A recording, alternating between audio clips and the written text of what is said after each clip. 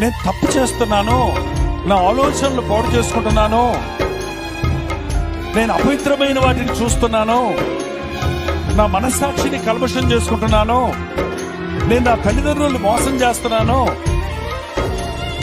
నా భర్తకు అపకారం చేస్తున్నాను, నా భార్యకు ద్రోహం చేస్తున్నాను అని నీ తప్పును గ్రహించుకొని ఒప్పుకున్న రోజుందా? నీ స్థితిని నీవు గ్రహించుకున్న రోజుందా? ఎప్పుడైతే నీవు మోకరించి ప్రార్థిస్తావో నీ హృదయంలో నీవు చూసుకుంటావు.